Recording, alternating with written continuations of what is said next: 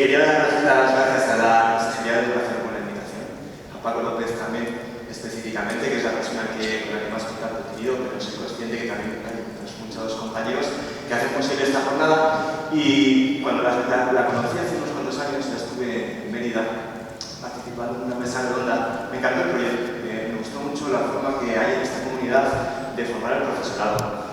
Y entonces para mí pues es una oportunidad inmejorable para poder compartir con vosotros nuestro trabajo científico. Me alegra mucho ver también al doctor Perales, porque yo trabajo con él desde un montón de años, y entonces muchas de las cosas que os voy a contar pues es fruto del trabajo conjunto y por supuesto de otros muchos científicos que investigamos en los riesgos de diferentes tecnologías. De hecho, bueno, una de las cuestiones que hacemos los profesores en la universidad, parte de la docencia, es también investigar. Y una parte de investigación tiene que ver con la transferencia. La posibilidad que tengo a día de hoy, estando en un consejo asesor, como científico en un ministerio, pues también me permite, en cierta manera, tener voz, poder aconsejar de cómo deberían ser las políticas de intervención en la prevención de adicciones, fundamentalmente juego de azar, lo cual es una forma inmejorable de tener ese foro. Pero también, fruto de estar el día a día en Madrid, llevo unos años colaborando con el Servicio de Prevención de Adicciones de Madrid Salud, y también tengo la oportunidad de colaborar en la realización de estudios y en el asesoramiento científico de las políticas de prevención de juego de azar.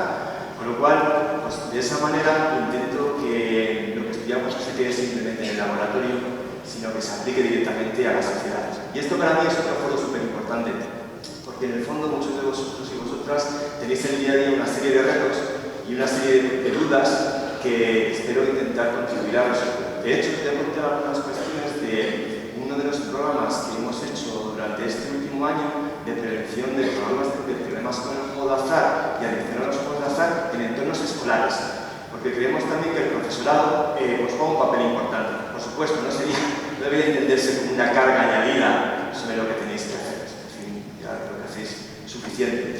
Sino que a veces también tiene una pequeña formación en los problemas con el juego de azar y otras adicciones comportamentales, pues puede ayudar a complementar lo que hacen los técnicos específicos de prevención de adicciones. Y sin más vueltas, y si esto funciona, me han explicado cómo. A ver. Perfecto. Bueno, pues a mí me gustaría empezar un poco por el principio. Estas son todas las sustancias a las que a día de hoy se considera específicamente que se puede llegar a ser adicto. Los principales manuales diagnósticos que utilizamos.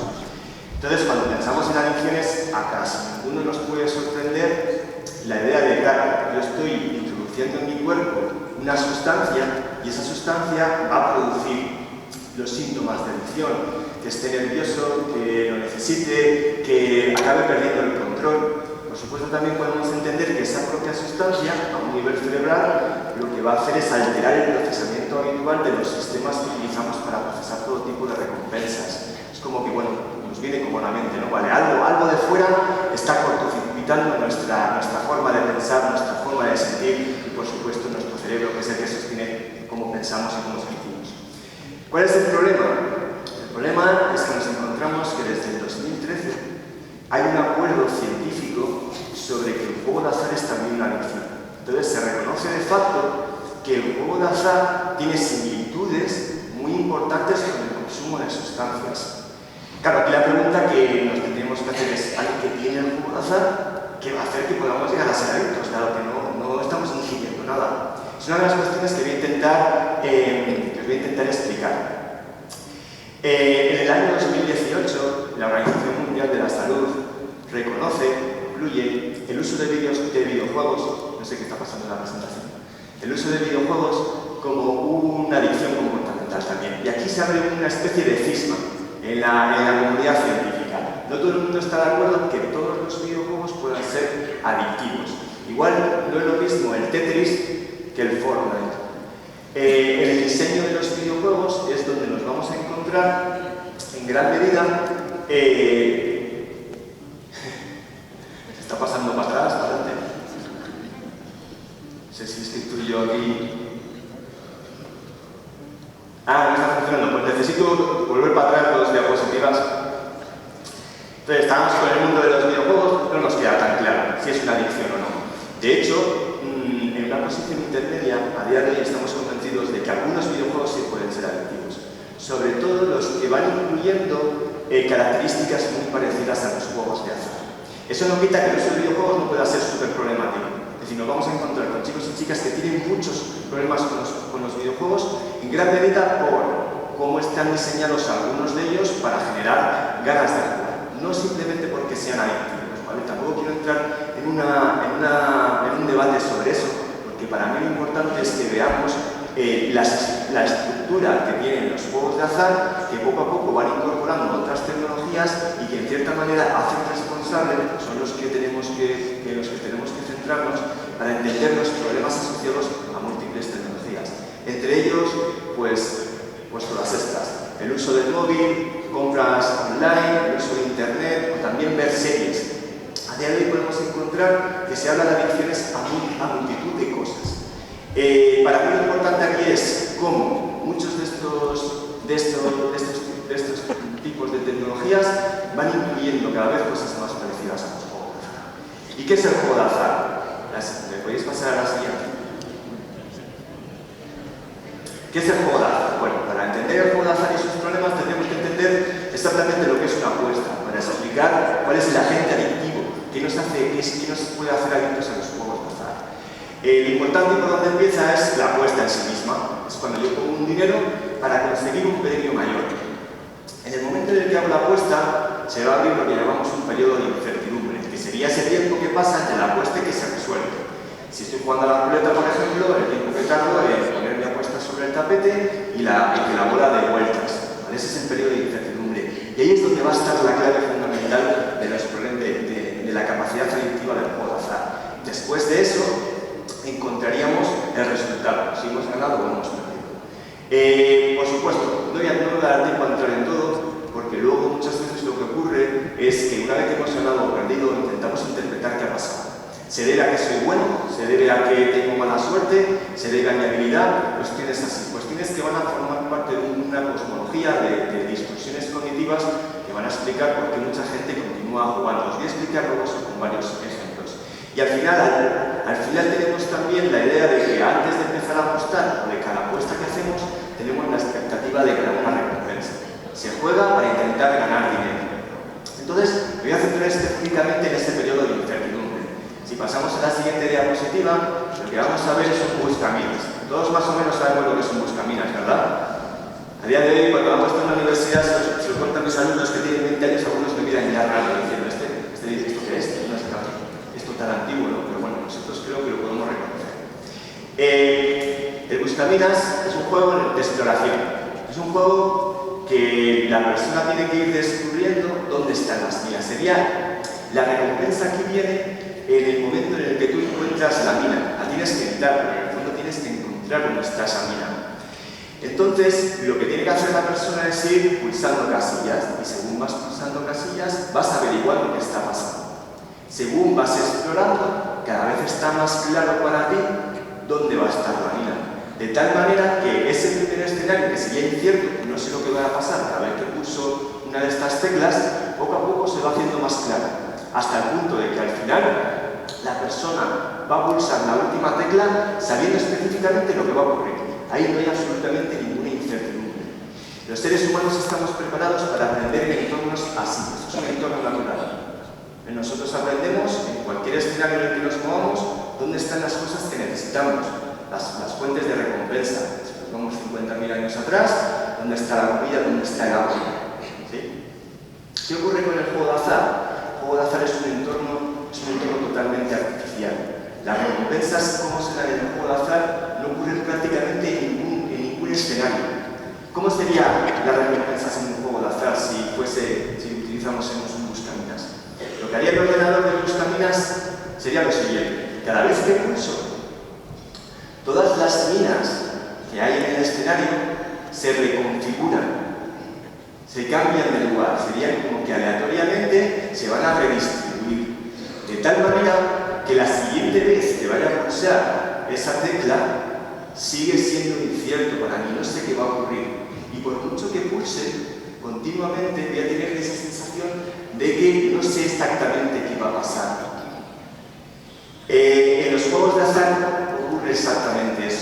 Siempre va a haber un periodo de incertidumbre en todas las apuestas, por mucho que nosotros creamos que podemos aprender, no es cierto, y esa incertidumbre constante es la que va a hacer, en cierta manera, nuestro cerebro se cortocircuite a la hora de procesar las recompensas del juego de azar. Es ahí, en esa incertidumbre constante y que no se puede resolver, donde reside el agente adictivo específico de los juegos de azar. La aleatoriedad asociada que implica esa incertidumbre constante. Y vamos a ver, voy a intentar mostrar cómo esa es la esencia de los juegos de azar, pero luego muchas tecnologías van a ir utilizando esta idea de mantener siempre la incertidumbre. Por ejemplo, las notificaciones en el móvil. Las notificaciones en el móvil te van a generar la sensación de que tienes una recompensa, pero tú nunca vas a saber exactamente qué tipo de recompensa es. Con lo cual, cuanto más elementos del juego de azar vayan incorporando las nuevas tecnologías, más se parece a este núcleo central del agente adictivo del juego de azar. Entonces, la siguiente pregunta que me gustaría resolver es ¿por qué algunas personas llegan a desarrollar problemas con el juego de azar y no otros? ¿Por qué no es lo mismo la lotería que la ruleta que las apuestas deportivas? Los modelos actuales neurocientíficos de vanguardia lo que van a plantear es que para entender la adicción necesitamos mirar tanto a la persona, que estaría en esta diapositiva a la derecha, como a la máquina. Es decir, en el fondo vamos a necesitar que haya una interacción entre las características de la propia persona y cómo se diseñan los juegos de azar. Por eso mismo, se puede entender muy fácil con la diferencia entre la lotería y una máquina tragaperras. Nosotros podemos comprar lotería a día de hoy, igual a día de hoy es muy pronto, pero en breve podemos comprar lotería de Navidad, ¿sí? Lotería de Navidad, la cual podemos empezar a comprar en mayo o en junio. ¿Y cuándo se resuelve ese periodo de incertidumbre? En diciembre, ¿sí?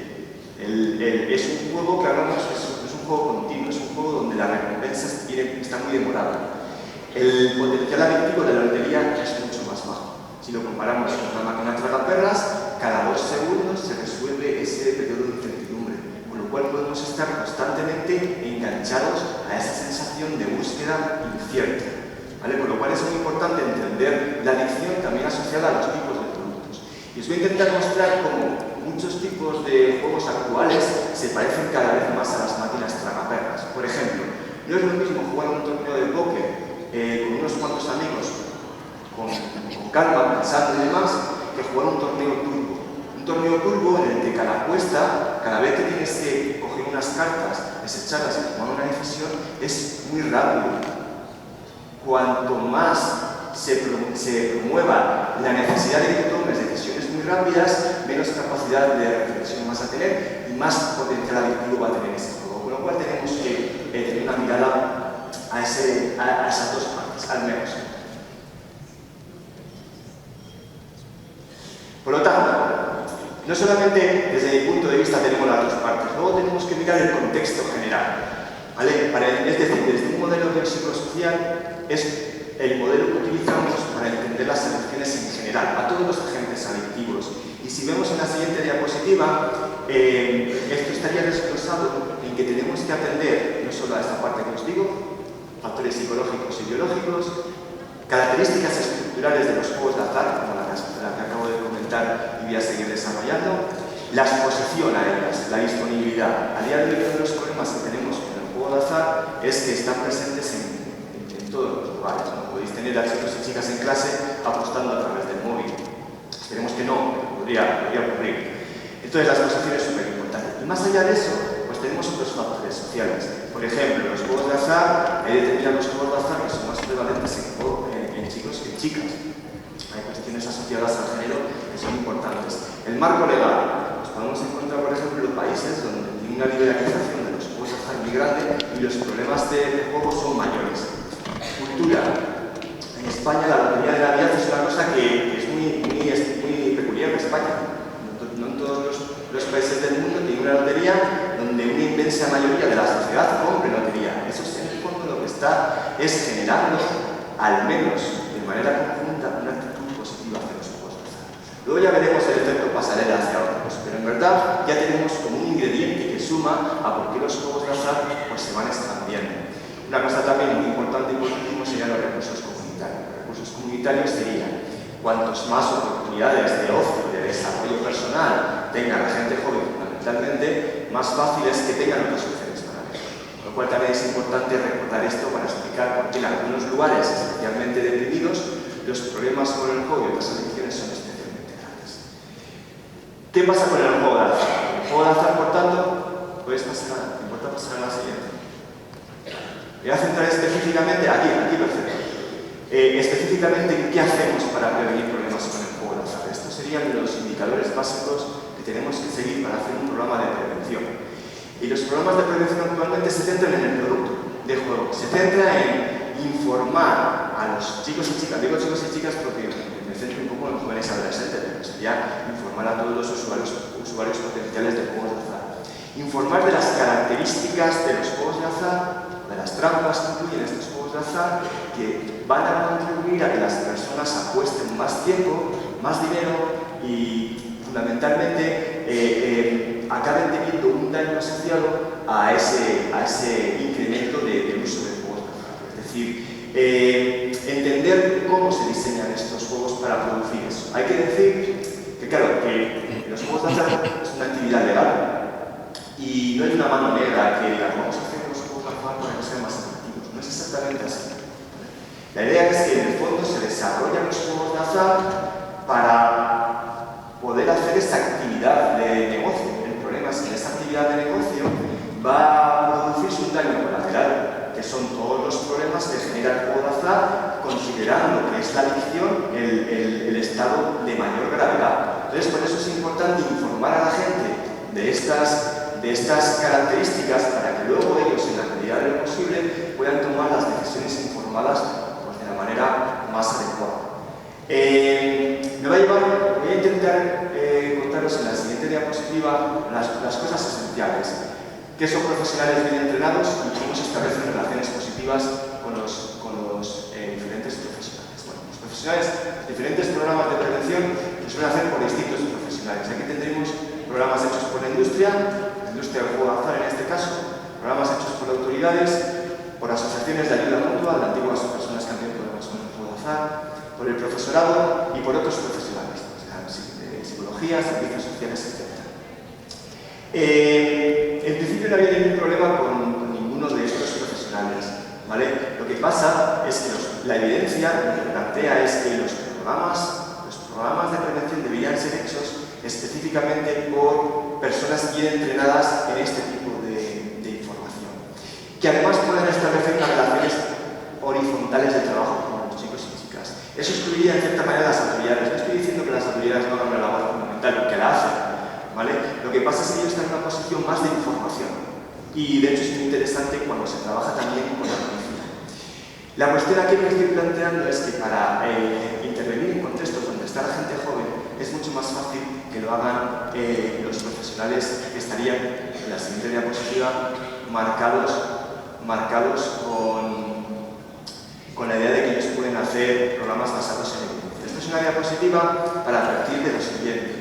Hay un proyecto en España, que es el proyecto FES, que está desarrollado por la propia industria del juego de azar, de prevención de problemas con el juego de azar. No habría en principio ningún problema de que se implemente. El problema es que es un proyecto que es muy opaco. No tenemos acceso exactamente, o yo no lo he conseguido, y muchos compañeros con los que he trabajado en prevención, tenemos acceso exactamente a qué se cuenta aquí. Y es un programa que se hace fundamentalmente, hasta donde llega mi conocimiento, en Andalucía. La Junta de Andalucía lo implementa. Profesionales de la industria de los juegos de azar hacen prevención de los juegos de azar. En teoría, pues a mí me preocupa sobre todo por esa opacidad. Y de hecho, si vamos a la siguiente diapositiva, lo que planteaba es que realmente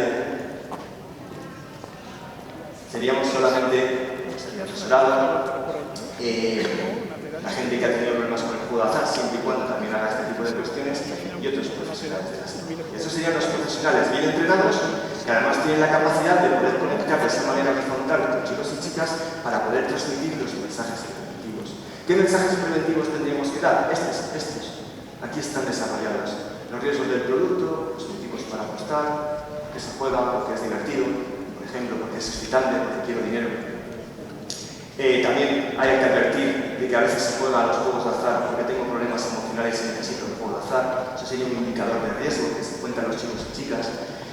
Enseñar habilidades de cálculo. Voy a intentar mostrarlo con un juego. Enseñar lo que son las distorsiones cognitivas, que también os lo voy a mostrar. Las señales de alarma, cuando me empiezo a poner nervioso porque no juego. Cuando empiezo a perder dinero y ya solo juego para recuperar lo perdido. Cuando juego para evadirme de los problemas. Estas son cuestiones que tienen que saber los chicos y chicas para pedir ayuda. Y también nosotros como profesionales para detectar. El daño asociado sería que todos los problemas que generan múltiples esferas los juegos de azar, no solo en la financiera, sino también, por ejemplo, en el que cada vez esté más aislado, que me pase noches sin dormir porque estoy acostado y al día siguiente vaya al instituto somnoliento. Un daño que vosotros también conocéis, por ejemplo, de los videojuegos. Y luego, por supuesto, también se habla de recursos de orientación, hacia dónde tendría que ir la persona si quiere buscar ayuda. Para pasar y explicar mejor el producto, si pasamos la diapositiva, me gustaría contaros las 4 trampas de los juegos de azar. Además, este es el eje vertebral de un programa basado en evidencia que hemos implementado en Madrid. Se cuentan estas 4 trampas. La primera trampa que tenemos que tener en cuenta con los juegos de azar es que no se nos da bien calcular la probabilidad, el azar y la suerte. ¿Qué es cada cosa? ¿Y cómo la calculamos? En verdad, se nos da bastante mal como humanos. Y os quiero poner un ejemplo. Si pasamos a la siguiente diapositiva, por favor. Esto es un juego que hacemos con chicos y chicas para hablar de la probabilidad subyacente en los juegos de azar y algunos procesos emocionales que hay detrás. Mira, si estuviésemos jugando a una ruleta justa, ¿qué es una ruleta justa? Una ruleta en la que precisamente no hay un cero verde. Cero verde es el número que incluye la casa y que va a hacer que la probabilidad siempre le sea beneficiosa para ella. Luego voy a volver a esa idea, ¿vale? Entonces, si jugásemos a una ruleta justa donde solo hay rojo y negro y nosotros hubiésemos hecho una apuesta al rojo, ¿qué probabilidad creéis que tiene en la siguiente apuesta volver a salir? Es una pregunta para vosotros. 50%, ¿verdad? Yo a los chicos les digo, vale, chicos y chicas, digo, vale, ¿qué haríais? Y alguno me dice, apostar a rojo, apostar a negro. Y le digo, mira, si has ganado, vete, coge el dinero, porque has tenido suerte. La suerte, en el fondo, es que tú, en un evento aleatorio, que no sabes qué va a pasar, justo te hayas salido lo que tú necesitas. ¿Sí? Bueno, ya hago el chiste y tal, no sé qué, bueno, venga, ¿qué apostarías? Entonces dicen, a rojo, negro, lo que sea, ¿vale? Entonces paso a la siguiente diapositiva y les digo, vale, ya habéis tenido suerte, habéis logrado el dinero. ¿Qué haréis ahora? Lo mismo, ¿qué haréis vosotros?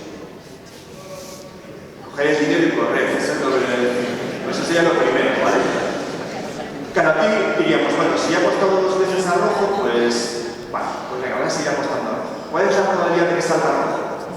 50%, ¿vale? Continuamos. Llevamos 4. ¿Sí? ¿Qué probabilidad hay ahora de que salga rojo? 50%. ¿Apostaríais a rojo? Da igual, claro, da igual, porque el azar no tiene memoria. Esa incertidumbre que os decía de las vitaminas es así. Da igual, no hay historia. Cada vez que lanzo una moneda, cada vez que hago esto de la ruleta, empiezo a hacer. Pero nuestra mente aquí nos empieza a engañar un poco. Ya vemos un resultado de 4. Entonces hay gente que puede decir, no, voy a apostar a negro. Sé que hay 50% de probabilidad de negro, pero en verdad algo me dice que a negro. ¿Sí? Eso es la falacia del jugador. Esa es la creencia de que una anomalía en el funcionamiento de la probabilidad se tiene que corregir. ¿Por qué es una anomalía? Nosotros pensamos que más o menos si hay 50%, lo normal sería que según van saliendo rojos, acaben saliendo un número de negros. ¿Sí? El problema de la probabilidad es que eso funciona con las leyes de grandes números. O sea, necesitar decenas de jugadas para que se empiece a cumplir eso. Con lo cual aquí nos da igual, pero hay gente que puede empezar a pensar eso. Y pensar que prefieres apostar a negro, en el fondo es una creencia de que quizás hay un poquito más de probabilidad de que salga el negro. ¿Sí? Pero ¿qué pasa si hay una persona que dice, no, yo apuesto a rojo? Apuesto a rojo, ¿por qué? Porque es que estoy en racha y se va a extender un poquito más. Esa es otra falacia, la falacia que llamamos de cosa u otra, la gente continúa apostando. ¿Y qué pasa? Vamos a ver la siguiente diapositiva lo que sucede. Ahora vamos a un casino. De momento ya estamos viendo que, aunque sea emocionalmente, cuando empezamos a ver patrones, como que el cálculo de la probabilidad nos empieza a patinar. Pero además, esa sería la primera trampa, pero para conectar con la segunda. En el juego de azar se diseña para potenciar estas creencias. Se diseña para ganar más dinero, se diseña para tener más volumen de negocio. Pero vamos a ver cómo algunas características que van a potenciar estas distorsiones cognitivas. En el fondo, la distorsión cognitiva de la falacia del jugador es una especie de creencia en la que yo tengo la capacidad de predecir qué va a ocurrir. ¿Vale? Números calientes. Le dice el casino, números calientes. Números fríos, los contrarios. En verdad, ¿qué está diciendo? Esto lo habéis visto en algún casino. O en un casino online, o presencialmente en la ruleta se pone. ¿Qué nos está diciendo? Bueno, está diciendo que supuestamente los números calientes son los números que han salido recientemente. ¿Sí? Con lo cual, si a mí se me activa esa falacia de mano caliente, voy a apostar a estos números calientes porque es más fácil que salga. Pero si otra gente de la mesa se le activa la otra falacia, la falacia del jugador, puede pensar que como lleva mucho tiempo sin salir los números fríos, pues voy a apostar a ellos. La realidad es que es una trampa, porque no hay números calientes ni números fríos. Siempre que empezamos a montar una ruleta, se empieza a complicar. Por mucho que nosotros creamos lo contrario como humanos y por mucho que hagamos algunas de estas trampas que nos inducen a error. Esto es lo que contamos en la prevención. ¿Vale? Contamos más cosas, pero por lo menos también para que se vea que en el cálculo de la probabilidad pues también hay esta raíz emocional, de fondo de decir, yo puedo predecir. Pasamos a la siguiente. Eso nos va a llevar a hablar de otras trampas. En la siguiente diapositiva, lo que os voy a contar es una de ellas, está conectada con la anterior, ¿vale? Pero hay una que juega un papel muy especial y muy importante en las adicciones como el juego de azar. Son los ensayos casi gano. Son las veces que me he quedado cerca de ganar. Se distinguirían los juegos de azar en tres tipos de resultados.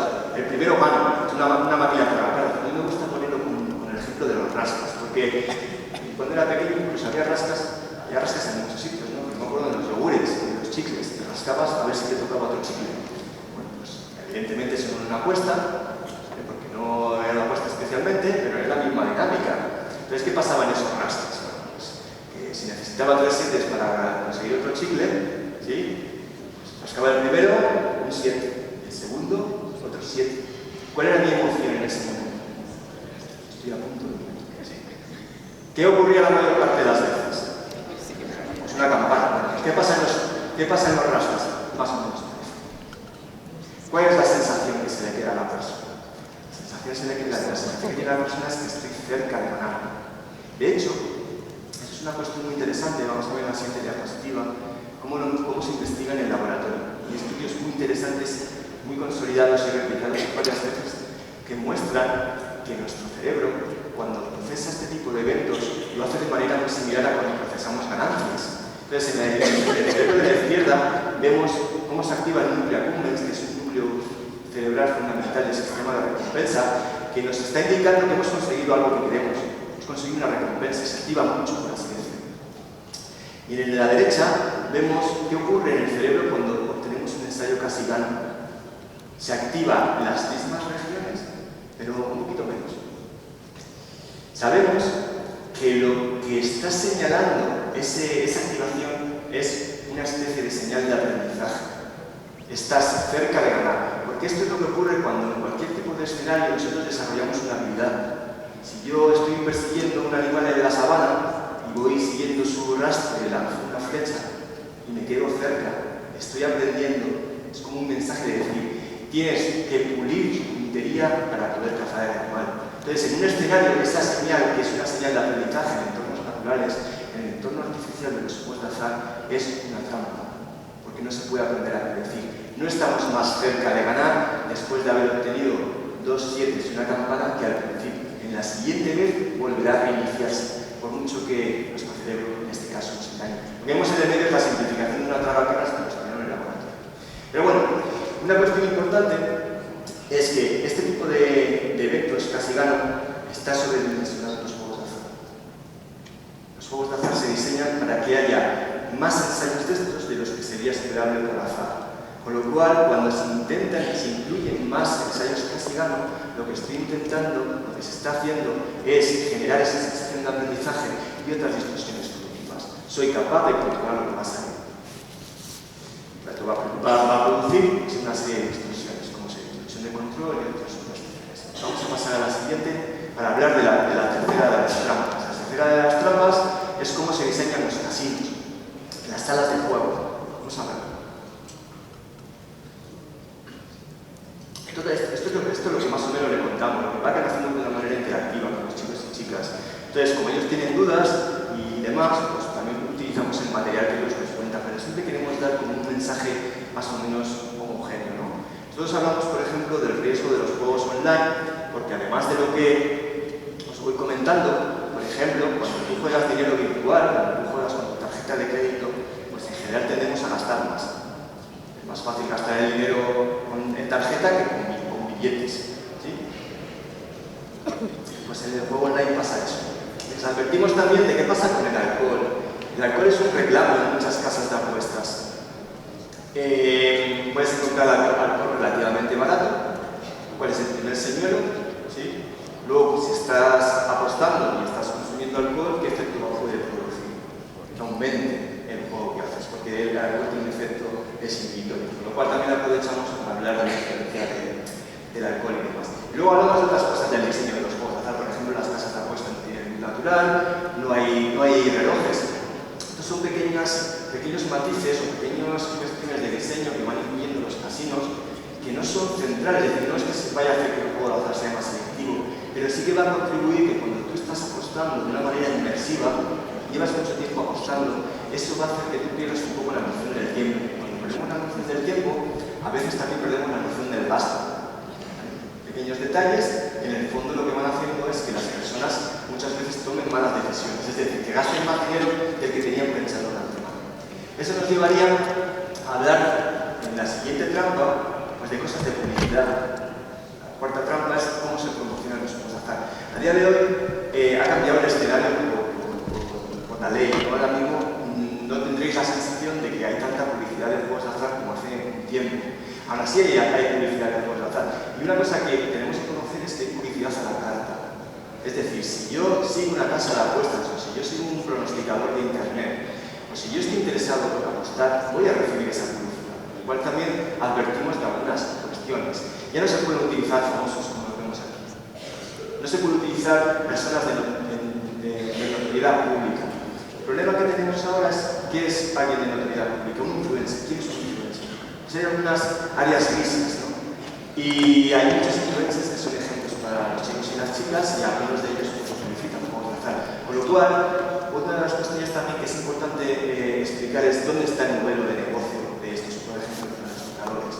Muchos de ellos lo que realmente reciben son patrocinios por casas de apuestas e incluso pueden ir a comisiones comerciales. Entonces, también se les advierte, no te dejes engañar con los pronósticos que te puedan hacer de fútbol, que luego contamos más cuestiones sobre por qué es tan difícil, porque es prácticamente imposible sacar dinero de los juegos de azar, pero eso es otra parte de la dinámica. Y una cosa que a mí siempre me gusta contar sobre la lotería. La lotería tiene un componente social, que veríamos en algún anuncio, por ejemplo, en la tercera diapositiva. Tiene un componente social, ¿no? De compartir. Hay una cosa muy llamativa de la lotería nacional, la lotería de Navidad.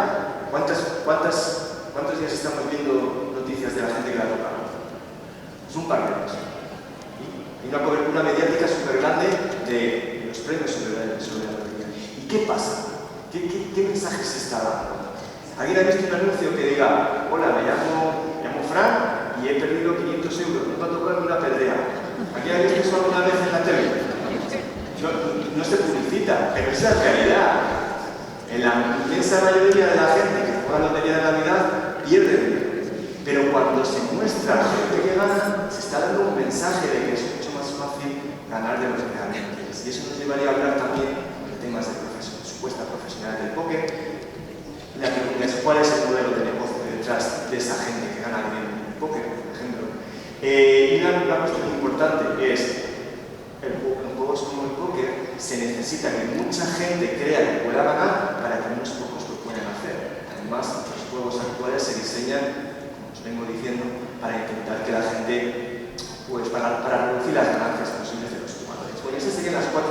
trampas de los juegos de azar. ¿Qué ocurre con los videojuegos? Que es un poco lo que también quería comentar. Vamos a la siguiente diapositiva.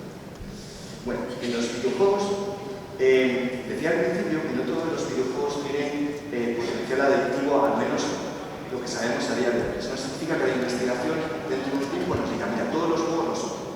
Lo que nos preocupa especialmente son los juegos que incluyen elementos como juegos de azar.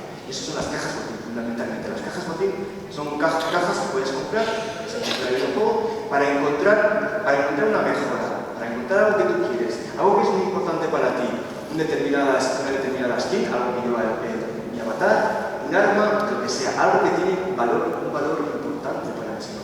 Eso no se nos tiene que olvidar esta mirada mental. Los videojuegos a día de hoy son muy importantes para los chicos y las chicas. Entonces ellos pueden comprar estas cajas botín para encontrar algo que les dé tanto valor como podría ser también el dinero. Pero ¿cómo funciona una caja botín? Vamos a la siguiente diapositiva, como una apuesta. Tiene exactamente los mismos componentes. La apuesta es la compra de la caja botín.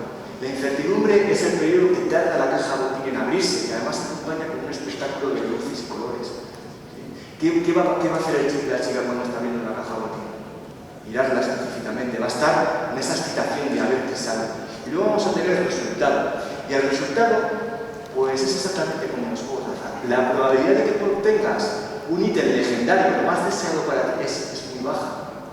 Es muy baja. Pero además, a veces vas a encontrar recompensas muy parecidas a lo que quieres, pero que no es lo que quieres. ¿Quieres un personaje de tu equipo de fútbol preferido? Pues te toca otro. Eso es un ensayo casi gano. Casi gano lo que quiero. Me ha tocado un delantero del Madrid, yo quería a Benzema, por ejemplo. ¿Vale? Un ensayo casi gano. Con lo cual lo que vamos viendo es que las cajas botín reproducen específicamente este patrón. Son un juego de azar encubierto. Y el problema que tenemos con las cajas botín es que a día de hoy pueden estar incluidas en cualquier videojuego. El juego de azar, al fin y al cabo, con una limitación por edad. No es legal hasta más de 18 años. Pero esto es en cualquier videojuego que puede incluir una caja botín. Con lo cual puede haber una exposición temprana a mecanismos muy similares al juego de azar que se están haciendo sin ningún tipo de exposición. Y los datos que vamos viendo, los datos que vamos acumulando en el mundo, dicen que hay un porcentaje de personas que empezaron a jugar a videojuegos o cajas botín y acabaron pasando por efecto pasarela hacia juegos de azar. Con lo cual tenemos que tener en cuenta este tipo de cuestiones, ¿no? Para mí sería la parte fundamental. ¿Cómo se puede prevenir sobre las cajas botín? Un poco también con esta información que os he intentado dar, explicar exactamente sus paralelismos con un juego de azar, explicar los ensayos casi gano, explicar pues, cómo realmente está diseñado para tenerte comprometido para comprar más cajas botín y que ese premio potencial es lo que va a hacer un poco como la zanahoria y el pan. A ir llevando para intentar que compres cuantas más cajas botín mejor. Hay otras formas de incluir apuestas y cosas parecidas en los videojuegos. Este sería un trabajo también compartido de documentación con el doctor Perales, que hemos visto antes, ¿vale? Donde hay un mercado, por ejemplo, en lugares donde yo puedo apostar los propios productos que encuentro en los videojuegos. Serían como mercados paralelos. Hay páginas web en internet donde puedo apostar mis ítems de los videojuegos. Con lo cual, en el fondo, aunque no sea exactamente un juego de azar, la definición legal de un juego de azar, encontramos una vía paralela de inclusión de este tipo de cuestiones en los videojuegos. Y por último, me gustaría, para ir cerrando, también llamar la atención sobre los casinos sociales. Los casinos sociales son juegos de azar simulados. Hay varios juegos de azar simulados que se incluyen en muchos videojuegos. Estos son especialmente juegos de azar que no se juegan con dinero, que suelen estar en redes sociales, ¿vale? Pero que son juegos de azar encubiertos que tienen algunas problemáticas. Por ejemplo, van a generar una familiaridad con el juego de azar. De hecho, la estructura de premios que hay en estos casinos, en estos juegos, los tragaperras y bingo y póker, además que tengan los juegos de azar, la estructura de premios no es como la real, es mucho más fácil ganar premios. Con lo cual, en el fondo también inducen a creer que es más fácil ganar de lo que realmente va a ser luego en un juego real. Y también hay datos que nos van diciendo que hay una vía de paso, ¿no? Desde estos casinos sociales hasta hasta juegos de azar reales. Había muchos más videojuegos. Una cosa que nos preocupa también del diseño de las nuevas tecnologías no es solamente esta parte que os comentaba, ¿no? En los videojuegos, por ejemplo, cada vez se diseñan para que sean también más inmersivos, para que haya una presión de tiempo por jugar, para que tú estés enganchado a ese videojuego. Eso no significa que vayan a ser adictivos por esta vía, pero sí significa que es otra forma en la que la tecnología se diseña para que la gente pase más tiempo enganchada a su videojuego. Y eso nos llevaría a un último mensaje que os quiero dar también. Esto es una cosa que trabajó con el doctor Perales, pues mensajes como muy concisos de cuando hablamos de un problema con los videojuegos, ¿vale? La primera de ellas sería cuando en los videojuegos, sin entrar si es una adicción, cuando hay problemas. Cuando en los videojuegos la conducta que está haciendo el chico o la chica también supondría un problema afuera. Por ejemplo, que en un videojuego estés apostando, que en un videojuego estés desarrollando algún tipo de conducta de riesgo, conductas sexuales de riesgo, acoso, etc. Ese sería un indicador de que sería importante intervenir de alguna manera con este chico o esta chica. El segundo, por supuesto, es cuando hay una interferencia en actividades vitales importantes. Lo mismo, no tiene por qué ser adictivo. Si un chico o una chica está jugando 4 horas en el videojuego, las horas no suelen ser el mejor indicador de los problemas, ¿vale? Tú estás jugando 4 horas y esas 4 horas está haciendo que no duermas bien, que no descanses, ahí hay un problema. Ya entraríamos luego a ver si es una adicción o no, pero sí es importante empezar a identificar desde el principio estas señales de alarma para ver qué ocurre. Dos cuestiones que sí que son muy específicas de los videojuegos. Cuando el videojuego supone una estrategia para manejar emociones negativas, cuando estoy frustrado, cuando estoy triste, cuando estoy ansioso, cuando tengo X problema, uso el videojuego como una forma de evasión. Eso va a ser un indicador de riesgo, igual que los videojuegos, pero igual también que el alcohol. Cuando una persona bebe porque no puede manejar una situación vital, sería un indicador de riesgo de que es posible que esté desarrollando una adicción, lo cual en los videojuegos también sería una señal de alarma. Y por último, hay una cosa muy importante, sobre todo de algunos videojuegos de jugadores múltiples online, donde la persona tiene que desarrollar un avatar, muchas veces en las que se genera una identificación muy grande con ese personaje. Y nos encontramos con casos de chicos y chicas que esa identidad virtual es tan saliente y tan importante que de cierta manera dificulta el desarrollo de otro tipo de habilidades en el mundo no virtual, en el mundo fuera del videojuego. Cuando estas personas, además de esa identificación, no tienen habilidades, las habilidades para interactuar y conseguir en su desarrollo psicosocial de manera enriquecedora, sería otro indicador de riesgo. Es decir, hay algo de las habilidades, hay algo de la psicología de este chico o de esta chica que en el fondo no está yendo como nos gustaría que fuese, y es que se pudiese desarrollar tanto en el mundo de los videojuegos como una actividad más de ocio, una actividad de ocio que tiene que ser lo más segura posible, y por supuesto en el resto de esferas de su vida. Y con esto yo terminaría mi exposición y estaría encantado, me han dicho que igual podemos tener unos minutos de preguntas si lo estimáis oportuno. Creo que me ha gustado bien, he dejado 10 minutillos.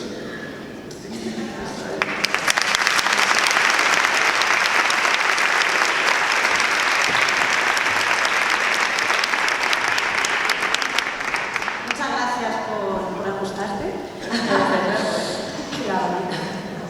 Y que sí que hay patrones comunes entonces entre los videojuegos y los juegos de azar. Sí, las cajas motines es el campo de batalla para mí en este momento. Sí. Pero luego eso, vamos a encontrarnos con otras características. Y como esta especie de simbiosis que hay entre los juegos de batalla y los videojuegos es especialmente peligrosa. No he entrado aquí por falta de tiempo, pero por ejemplo las máquinas tragaperras lo veréis. Las máquinas tragaperras incluyen cada vez más elementos como videojuegos. De hecho, hay nuevas generaciones de videojuegos, de máquinas tragaperras que todavía no están en España, esperemos que no lleguen hasta donde sé, que incluyen videojuegos, incluyen como fases. Primero juegas a la máquina tragaperras, desarrollas tu avatar y luego juegas como un videojuego, ¿vale? Con lo cual nos preocupa especialmente esta conexión. Y lo mismo, cómo otras tecnologías pueden controlar estas cuestiones. El uso de notificaciones, el uso de la premura para comprar, para mirar un móvil, etc. Pues todas las tecnologías que se acerquen a ese ingrediente fundamental de los juegos de azar son las que tenemos que tener especial cuidado. ¿Alguna pregunta? Tenemos 10 minutos antes de irnos a tomar un café, por si alguien quiere aprovechar que esté Juan Francisco. Me llamo Fran. Gracias. Adiós. Por si lo adiós, ¿alguna pregunta? Que desde aquí no veo, ¿Un micro? Tenemos aquí. Nadie con los Aquí. Vale. Es que no los veo. Veo que hay gente, pero... Ya tenemos una pregunta. Ahí. Aquí, mirando por aquí. Buenos días. ¿Podrías comentarnos un poco los sesgos que tú conoces que utilizan este tipo de videojuegos? ¿Los qué, perdón? Sesgos cognitivos que utilizan este tipo de videojuegos. Como Sí. el sesgo del cassette, formulando ofertas que tienen un tiempo limitado y este tipo de cosas que utilizan para enganchar, digamos, a las personas. Sí, hay varios sesgos, ¿no? Cuando hablamos de esa parte de tener una presión temporal, quizás no hay una disposición, realmente es una técnica de venta. Intento meter prisa para que tú no tomes una decisión racional, es decir, que tú no tengas tiempo para premeditar. ¿Qué significa eso? Igual yo, si me voy a mi casa y pienso si quiero comprar una caja botín, pienso tranquilamente, pues digo que no, ya está bien. Pero si me están metiendo ofertas así, lo que hacen es que no pueda pensar razonablemente. Pero en las cajas botín hay distorsiones como estas que os cuento de la ilusión de control. En el fondo, como también tiene una estructura de premios parecidas a las tragaperras, la ilusión de control y la ilusión de predictibilidad sería: yo puedo predecir, ¿vale? Que como me han tocado, y en una serie que me han tocado objetos cercanos al que quiero, a veces estoy más cerca de conseguir el premio. Y luego incluso se pueden desarrollar mini supersticiones. Es decir, por ejemplo, ¿cómo abro la caja botín? ¿Vale? Yo puedo igual, por ejemplo, si voy a abrir la caja botín, voy a cruzar los dedos. En el fondo lo que estoy haciendo es desarrollar una serie de conductas que creo que me van a dar más control sobre algo que no tengo control. Igual que soplar los dados para tirar en el casino, como hemos visto en las películas. ¿Sí? Pues todo este tipo de cuestiones también se pueden repetir con las cajas botín. Fundamentalmente, la idea de que yo puedo controlar o predecir lo que va a ocurrir, en el fondo es una distorsión de cómo funciona la probabilidad. Pero en el caso de las cajas botín, se le añade la idea de que la persona muchas veces no tiene que tener ni siquiera idea de que es un juego de azar, porque a día de hoy no se da esa información de manera tan general. Entonces, a mí me preocupa especialmente que los chicos y chicas tengan contacto con este tipo de características sin el conocimiento real de lo que traen. No sé si te respondo. Así, otra por aquí. Hola. Una pregunta, Fran, una pregunta. ¿Sabes o nos puedes decir si hay una normativa legal nacional sobre cuántas casas de apuestas hay en función del número de habitantes, o es algo autonómico que es muy contradictorio, muy distinto de unas autonomías a otras? El juego online es competencia del Estado y el juego presencial es competencia de las comunidades. Con lo cual cada comunidad pues tiene su forma de regular las casas de apuestas. Bueno, a ver, el juego, las administraciones de lotería también serían del Estado. Eso sí también lo marca el Estado, pero lo que serían casas de apuestas, casinos y tal, depende de las comunidades. Y aquí nos encontramos pues, mucha variabilidad. Sí, eso es un problema que en función de cada comunidad te encuentras con un tipo de ley. Sí que se está intentando armonizar algunas cuestiones dentro de las competencias más del Estado para generar a mí me gusta la idea de protección al usuario que se está haciendo desde el Ministerio. Es una cuestión que me parece interesante porque cuando se invita a la publicidad pues se intenta proteger sobre todo a la gente más vulnerable. Chicos y chicas que no han empezado a jugar y que no quieren empezar a jugar en principio, y luego la gente que ya tiene problemas con el juego de azar. La gente que hemos hecho tratamientos psicológicos, pues nos encontrábamos con una dificultad muy grande cuando quieres tratar con una persona con problemas con el juego de azar, porque no podías ni leer el periódico. Leías el periódico y tenías publicidad de juegos de azar. Lo que se recomienda, sobre todo al principio del tratamiento, es que no te expongas a eso. Y Y ahora mismo también se va a ir progresando en medidas de protección al usuario, sobre todo eso, para evitar que la gente la gente entre como en bucle con los juegos de azar y tú puedas tener un gasto muy excesivo en una, entre comillas, una mala noche. Es que juegues con impulso, que empieces a perder, entonces puedas ir acumulando pérdidas. ¿Vale? Se va a intentar limitar y proteger a la gente más vulnerable en ese sentido. Y luego, pues cada comunidad, en la parte que le compete, no solamente regulan el número de casas de apuestas y demás, sino también algunas otras cuestiones de esta naturaleza. Que ya depende de cada... Una última, si queréis. Sí, ahí está, estoy viendo allá al fondo. Sí. Buenos días, gracias. No sé dónde estás. Al fondo. Vale. Gracias por tu ponencia. Y mi pregunta es, creo que todos trabajamos en centros de primaria y secundaria, públicos concertados, y cada día nos están llegando más a los departamentos, pues soy orientadora particularmente, de alumnos ya con la adicción, con la etiqueta puesta. Y nos vemos que no tenemos recursos a nivel de salud para atender estas necesidades. Tú, que eres asesor, no sé cómo puedes influir para que pues, haya más psicólogos, más psiquiatras, porque creo que la salud mental es la hermana pobre de la sanidad pública. Totalmente, yo no puedo hacer ninguna influencia, ojalá. Ojalá. Y si conoces datos de adicciones, del número de chavales, chavalas que hay, y cómo puedes influir tú, nosotros los que estamos aquí, para que haya más recursos, porque es una realidad.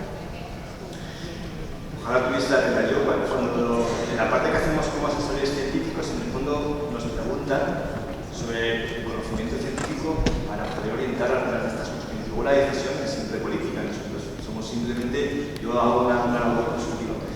Yo creo que depende mucho de la comunidad. Yo conozco ahora más de mano lo que se está haciendo en Madrid por la colaboración con Madrid Salud. Y ahí se trabaja desde el servicio de prevención de adicciones que tiene una parte de salud y otra parte de servicios sociales. Entonces, a mí me gusta cómo se está haciendo ahí porque hay una organización y una coordinación entre diferentes agentes sociales. Y, por ejemplo, uno de los proyectos en los que participo, hay técnicos de prevención de adicciones que colaboran con el profesorado. Esto que os he contado aquí, mejor hecho, generando conversación con los chicos y chicas y demás, se va a los colegios, se hace esa labor específica en 50 minutos, pero también se da una formación al profesorado específica para intentar detectar los problemas, y también se trabaja sobre la colaboración y la derivación. Es decir, que muchas veces ese técnico hace de puente para que luego acudan a los centros de atención a las adicciones, que también son dependientes de Madrid Salud. Entonces, a mí me parece súper interesante eso, ¿no? La idea de cómo puede haber algunas figuras que hagan de trasvase, cómo puede haber esos recursos sociosanitarios para atenderlo, y luego el apoyo al profesorado. Cuando hacemos esto no pretendemos que vosotros y vosotras hagáis una prevención específica, ¿no? Pero sí que me gustaría invitaros a la reflexión de si con algunas cosas de las que os he contado, si vosotros podéis apoyarlas. Es decir, yo aquí os he contado así de manera muy general cuestiones de probabilidad y tal. Aquellos que os dediquéis a la estadística, matemáticas y demás, yo creo que seguramente le podéis ver el paralelismo. Es una forma de potenciar el mensaje. Pero hay otras cosas. De la filosofía o la literatura. A mí me gusta mucho, soy muy aficionado a la literatura y estaba releyendo Luces de Bohemia. Y Luces de Bohemia va sobre la lotería. No es que vaya sobre la lotería, igual un profesor de literatura me tira algo, ¿vale? Luces de Bohemia, hay una parte de la historia que va sobre un décimo que es Capicúa, que compra más estrellas. Y es súper chulo cómo se puede simplemente hablar de patrones con la sensación que tiene más estrella el compañero Donatino sobre qué pasa con la lotería, ¿no? Entonces, no sé si Luces de Bohemia se incluye lo que tenéis que explicar, pero si hay una prevención de juegos de azar y luego se puede enganchar con este ejemplo, con otros ejemplos que hay en la literatura, pues en el fondo hay una excusa, desde mi punto de vista, igual estoy diciendo una sobre la tontería, pero desde mi punto de vista hay una excusa para hablar con el alumnado sobre este tipo de cuestiones. Si luego ya se identifican personas que ya tienen problemas, ahí ya sí que habría que trabajar con una dedicación. Quizás a través de la orientación, no sé si lo tenéis habilitado, o quizás con la conexión con otros recursos. Pero lo mismo, eso ya depende de cada comunidad y también de cada ayuntamiento. No sé si te he respondido o me he ido por las ramas. Muy bien. Muchas gracias. Fran, ya tenemos que cerrar. Muchas gracias.